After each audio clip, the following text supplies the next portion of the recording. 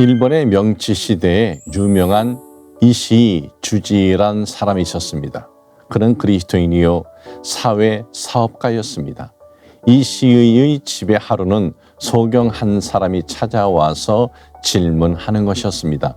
선생님, 저도 종교를 깨우쳐 밝고 기쁜 생활을 하고 싶은데 어떻게 하면 하나님을 알 수 있겠습니까? 라고 물었습니다. 이 질문을 들은 이시 선생은 당신은 점자 성경을 읽을 수 있습니까? 라고 반문했습니다. 그러자 소경은 아직 읽을 줄 모른다고 대답했습니다. 선생은 그러면 무엇을 할 수 있느냐고 재차 물었습니다. 소경이 암마는 할 줄 안다고 대답하자 선생은 다시 말했습니다. 그러면 이제부터 그 암마로 번 돈의 액수는 조금이라도 좋으니 관계치 말고 꼭 하루에 한 번씩 당신과 같은 소경 가운데 당신보다 더 불쌍한 사람을 찾아 도움을 주시오.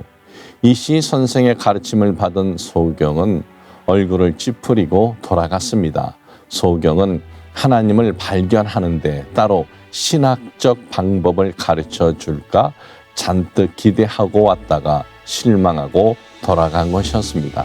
그러나 얼마 되지 않아 이 소경이 싱글벙글하면서 이시 선생을 찾아와 고백했습니다. 선생님의 말씀하신 대로 실천하였더니 정말로 나 같은 소경도 하나님을 분명히 볼 수 있었습니다. 선생님, 하나님은 분명히 계십니다. 저와 같은 목회자들을 세우신 하나님의 첫 번째 목적은 하나님의 말씀을 전달하게 하기 위함입니다. 그러기에 하나님의 말씀을 전하는 목회자들은 설교를 마치고 예배가 끝난 후에 성도들에게 듣기를 기대하는 말이 있습니다. 은혜를 받았다는 말입니다.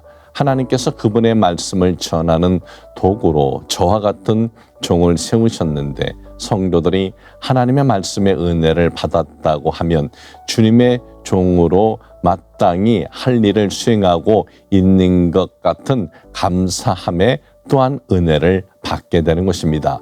그런데 은혜를 분명 받았다고 했는데 성령 충만하였다고 분명히 말했는데 그것이 삶 속에는 적용이 안 된 채 그야말로 은혜 받았다는 말로 순간의 기쁜 감정으로만 끝나는 경우가 적지 않습니다.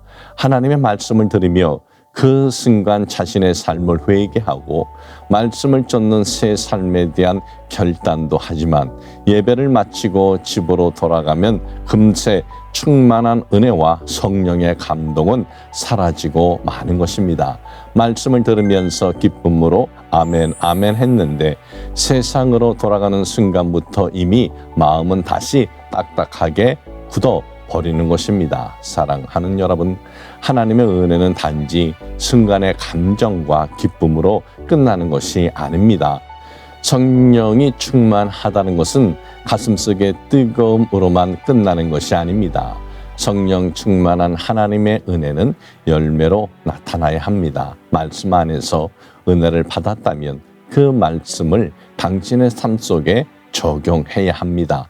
순간적인 마음의 움직임과 뒤돌아서면 금세 굳어지는 양심으로는 결코 가난한 이웃을 구제할 수도 없고 어려운 선교지를 후원할 수도 없습니다.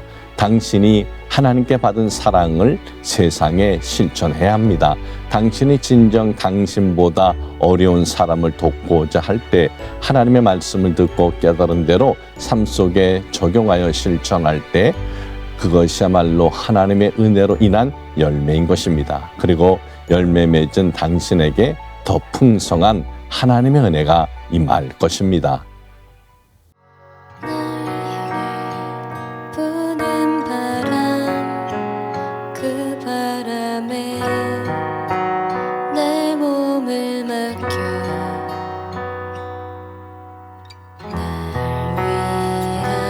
주님의 사랑, 그 사랑을 내가 다시 전하